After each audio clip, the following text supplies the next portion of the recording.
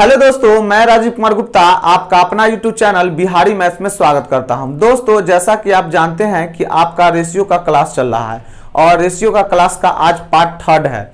इससे पहले part 1 part 2 का क्लास कराया गया है। अगर आप मेरे चैनल से नए जुड़े हो तो आप क्या कीजिएगा, पार्ट 3 से देखने से पहले आप पार्ट 1 और पार्ट 2 अच्छी तरह से देख लीजिएगा दोस्तों, तब आपको पार्ट 3 अच्छा से समझ में आएगा दोस्तों।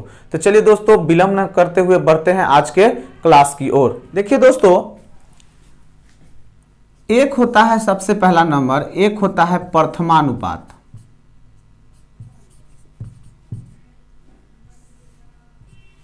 जो कि होता है रूट, ये होता है ए स्क्वायर अब बटा बी। दूसरा होता है द्वितीय अनुपात।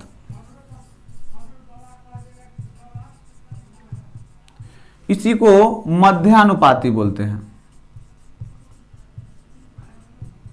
ये जो होता है दोस्तों, ये होता है रूट अंडर ए इंटू बी। एक होता है तीसरा, ये होता है तृतीयानुपाती। और ये जो दोस्तों होता है वो होता है बी स्क्वायर बटा ए। और एक होता है दोस्तों चतुर्थानुपाती।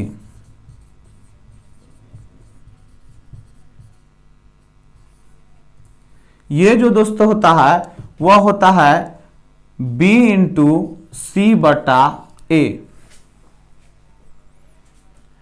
अब दोस्तों इसके बाद भी और होते हैं, पहले हम इस चारों के बारे में अच्छी तरह समझ लेते हैं। उसके बाद इसके बाद भी जो भी आते हैं अनुपाती वाला, वो सारे टाइप आपको बताए जाएंगे। फिलहाल ये चारों टॉपिक जो अभी हमने आपको लिखाया, ये चारों टॉपिक जो हमने अभी आपको लिखाया, वो चारों टॉपिक के बारे में अच्छी तरह समझ लेते हैं।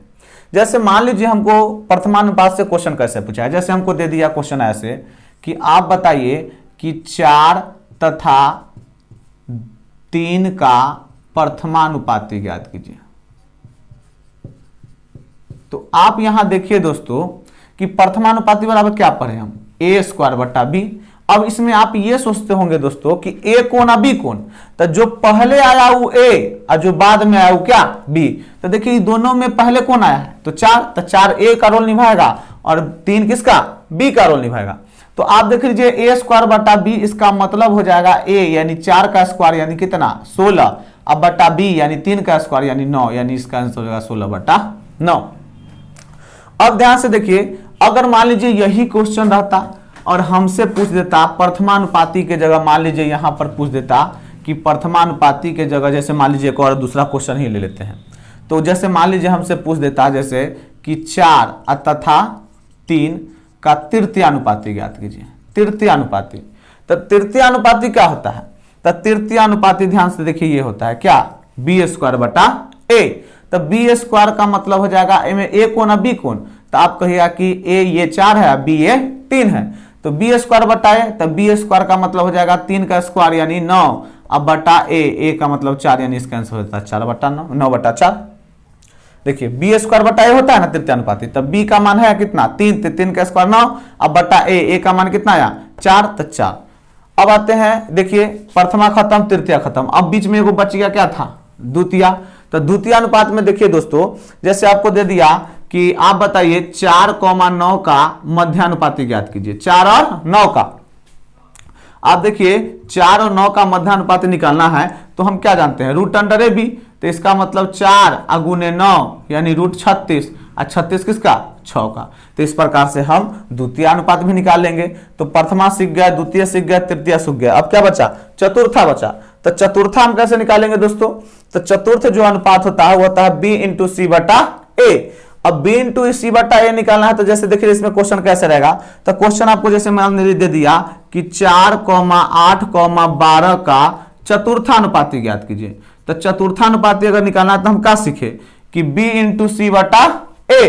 तो बी इंटू सी बटा ए मतलब ए में बी कौन, ए कौन और सी कौन। तो सबसे पहले आया वो ए और उसके बाद आया वो बी और उसके बाद आया वो क्या हुआ, सी। तो अब देखो यहां पर बी इंटू सी बटा ए, तब बी इंटू सी, तब बी कौन है ये, तो 8 इंटू 12 बटा ए। तो 4 से 2 मरते में यानी 12 दूना 24। इस प्रकार से दोस्तों अभी हमने आपको बताया प्रथमा, द्वितीय, तृतीय और चतुर्थानुपाती। और चतुर्थानुपाती के बारे में जो हमने लिखा है वो आप अच्छी तरह से देख लीजिए और इसको एक बार स्क्रीनशॉट ले लीजिएगा, क्योंकि ये बाद में आपसे इससे जो रिलेटेड जो है क्वेश्चन वो हम अभी थोड़ा देर के बाद आपको डिस्कस करवाएंगे। तो ये आप ध्यान रखिएगा, तब आपको क्वेश्चन एकदम जल्दी तुरंत बन जाएंगे। चलिए दोस्तों समझते हैं आगे की ओर। देखिए अब एक होता है वर्गानुपात, इसी को बोलते हैं द्विघाती अनुपात। वर्गानुपात बोले तो या द्विघाती अनुपात बोले तो या इंग्लिश में इसको डुप्लीकेट रेशियो लिख देता। ये तीनों के तीनों बात एक ही होता है। ये होता क्या है तो A square ratio B square ratio C square. जैसे मान लीजिए हम एक एग्जांपल लिए कि 2,4,5 का आप बताइए वर्गानुपात बताइए। तो हम क्या करना है, बस क्या सीखे हैं, A square B square C square. इसका मतलब इसमें ए कौन होगा तो पहला वाला, बी कौन होगा तो दूसरा वाला, सी कौन होगा तो तीसरा वाला। यानी अगर हम इसको निकालना पड़े वर्गानुपात या द्विघाती अनुपात, तो हम क्या करेंगे, कुछ नहीं, स्क्वायर यानी ए का स्क्वायर यानी 2 का स्क्वायर कितना 4, और 4 का स्क्वायर मतलब कितना 16, और उसके बाद 5 का स्क्वायर यानी 25, निकल गया, बस बात खत्म। यानी ये बात आप समझिए कि वर्गानुपात या द्विघाती अनुपात या इसी को डुप्लीकेट रेशियो जब भी पूछे तो जरूरी नहीं कि ए बी सी में, हो सकता है 2 ही अंक दे। आप बोल दिया क्या चीज से बोल दिया, देखिए 4 और 5 का वर्गानुपात ज्ञात कीजिए, तो आप सिंपल सी बात 4 का स्क्वायर 5 का स्क्वायर कर दो, 4 का स्क्वायर 16 और 5 का स्क्वायर 25, बात खत्म। अगर मान लीजिए 3 वाला पार्ट दे दे, जैसे मान लीजिए 4 3 2 3 गो या 4 गो वाला, तो उससे कोई दिक्कत नहीं, 2 गो देता चाहे 4 गो दे, 3 गो अंक वाला दे 3 गो देता या 4 गो वाला देता, उससे कोई दिक्कत नहीं, जितना तक दे। जैसे मान लीजिए 4 गो वाला दे, जैसे 3 पार्ट है 2 3 5, एक बार बढ़ जाता है, तब यहाँ पर एक बार क्या बढ़ जाता है रेशियो में, डी बढ़ जाता।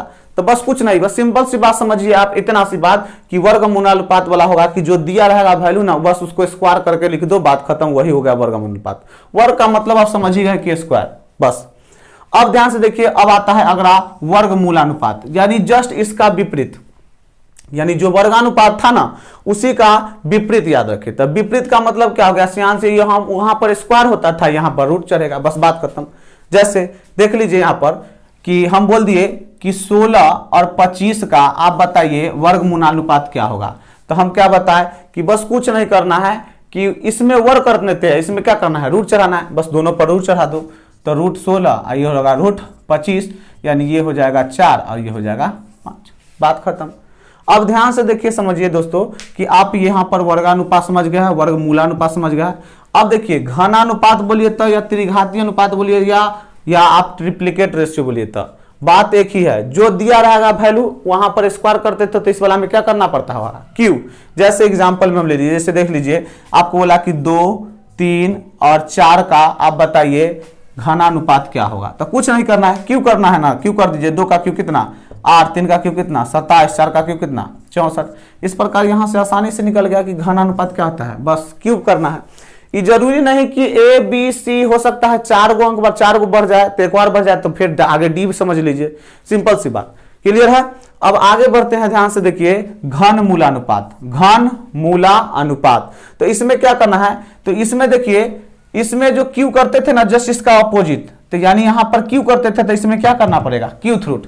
जैसे एग्जांपल में हम ले ले कि आपको दे दिया कि 8 27 और 27 8 27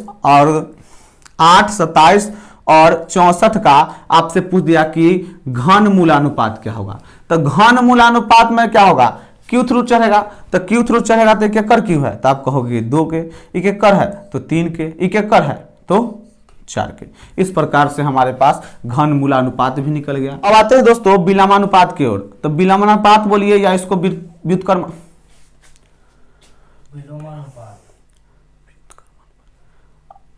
अब आते हैं दोस्तों आगे विलोमानुपात या व्युत्क्रमानुपात, या इसी को बोलते हैं इनवर्स रेशियो, या इसी को रेसिप्रोकल रेशियो बोलते हैं। तो जब भी इसको पूछे तो आप क्या कीजिएगा, बस उसका उल्टा करके रेशियो निकाल दीजिए।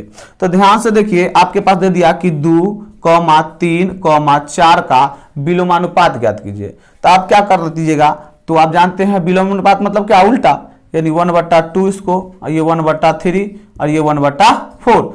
अब ये बटा में आ गया, तो बटा तोड़ने के लिए भी दोस्तों आपको बताएं, क्या बताएं कि नीचे वाला पार्ट का आप एलसीएम लेकर मल्टीप्लाई कर दो। तो 2, 3 और 4 का जो एलसीएम होगा दोस्तों वो कितना होगा, तो आप कहोगे 12, तो 12 से सब में मल्टीप्लाई कर दो। इस प्रकार से आपके पास ये 3 मरते में, ये 4 मरते में और ये 6 मरते में, यानी 6:4:3। तो इस प्रकार दोस्तों आप समझ चुके होंगे कि वर्गानुपात किसको बोलते हैं, या द्विघानुपात या डुप्लीकेट रेशियो किसको बोलते हैं, या आप वर्गमूलानुपात या सब डुप्लीकेट रेशियो किसको बोलते हैं, और कैसे ये कैसे निकलता है, और घनानुपात या त्रिघाती कहिए, या घनमूलानुपात कहिए, या विलोमानुपात कहिए। तो ये बात आप ध्यान रखिएगा दोस्तों। तो अभी जो हम आपको सॉल्यूशन करवाएंगे, जितना अभी बताए हैं वो सारे टाइप का क्वेश्चन आपको अभी हम बताएंगे दोस्तों। तो चलिए दोस्तों बढ़ते हैं आपके पहले क्वेश्चन की ओर। का पहला क्वेश्चन कह रहा है कि 3 तथा 75 का मध्यानुपाती ज्ञात कीजिए। दोस्तों अभी हमने आपको बताया है कि मध्यानुपाती जो बराबर होता है वह क्या होता है। तो अभी हमने आपको जस्ट बताया कि मध्यानुपाती होता है √√AB। अब यहां से बताइए 3 तथा 75 था, तो इसमें A कौन और B कौन। तो A जो सबसे पहला वाला होगा वो A, और बाद वाला होगा सो क्या होगा B। इसका मतलब हमारे पास ये हो गया 3 × 75, यानी इसको हम अगर लिखना चाहे तो 75 तिया कितना हो जाएगा, तो आपका पास हो जाएगा 225, और 225 किसका, तो 15 का।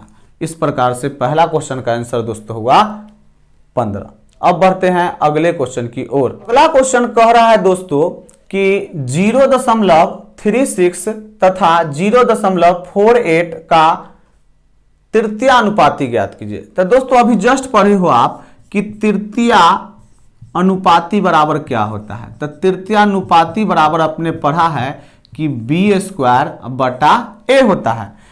अब B के जगह है 0.48, तो 0.48 तो 0.48 गुना 0.48, अब बटा A के जगह है 0.36, तो 0.36, पॉइंट के बाद 2 अंक और पॉइंट के बाद 2 अंक, तो ये पॉइंट से पॉइंट आप कह सकते हैं कैंसिल हो गया, और ये पॉइंट हटाएंगे तो नीचे कितना पड़ेगा, 2 अंक है तो 2 जीरो। अब काट दीजिए 12 से 3 मरते में, अब 12 से 4 मरते में, और 3 से क्या मरते में, 16 मरते में, यानी ऊपर बच गया 64, अब बचा नीचे बच गया 100। अब 64/100 का मतलब आप समझ रहे हैं, नीचे 2 जीरो, तो कै अंक के बाद दशमलव, तो 2 अंक के बाद दशमलव, किधर से, तो पीछे से, तो 1 अंक 2 अंक दशमलव अच्छा लगने के लिए 0। इस प्रकार इस क्वेश्चन का आंसर हुआ 0.64। बढ़ते हैं दोस्तों अगले क्वेश्चन की ओर। अगला क्वेश्चन कह रहा है कि 12, 15, 48 का चतुर्थानुपाती ज्ञात कीजिए। 12, 15 और 48। तो आप जानते हैं दोस्तों कि चतुर्थानुपाती बराबर क्या होता है। तो चतुर्थानुपाती बराबर हो जो होता है दोस्तों, वह होता है आपका B × C/A। यहां पर देखिए A कोण, B कोण, C कोण। तो आप जानते हैं कि पहला वाला पार्ट होगा A, दूसरा पार्ट B और तीसरा पार्ट C। तो पहला पार्ट आपके पास A B C, तो आपको पास B C लेना है, तो B कौन हो जाए, तब 15B हो गया, और C कितना हो गया, तो आपका हो गया 48 हो गया। अब बटा A कितना हो गया, तो बटा 12, 12 कितना हो गया 48। इस प्रकार इसका आंसर होगा 15 चौका 60। अगला क्वेश्चन कह रहा है दोस्तों कि x² - y² तथा x - y का तृतीयानुपात क्या होगा। ध्यान से देखिएगा दोस्तों, तृतीयानुपात बराबर क्या होता है। तो आप जानते हैं दोस्तों कि तृतीयानुपात बराबर जो होता है वह होता है आपका B² / क्या होता है, B² / A। अब इसमें से आपको ध्यान से देखिए कि B कौन है, तो x - y है कि x² - y² है, तो आप कहोगे सर कि x - y है। अगर x - y है तो आप ध्यान से देखिए, यानी हमको करना पड़ेगा x - y का होल स्क्वायर, तो B² हो गया बटा A का कितना है, तो x² - y²। अब दोस्तों इसका सॉल्यूशन जब करेंगे तो x - y का होल स्क्वायर को हम लिख सकते हैं x - y × x - y। अब सोचा होंगे कि कैसे लिख दिए, तो आप ध्यान से देखिए दोस्तों, जैसे हम लिखे कि A², तो A² को हम A × A लिख देंगे तो जुलूम हो जाएगा, तो कहोगे कि ना नहीं सर लिख सकते हैं। तो उसी प्रकार x - y का होल स्क्वायर है, तो इसका मतलब x - y × x - y लिख देंगे तो कोई गड़बड़ है, तो कहोगे नहीं सर कोई गड़बड़ नहीं।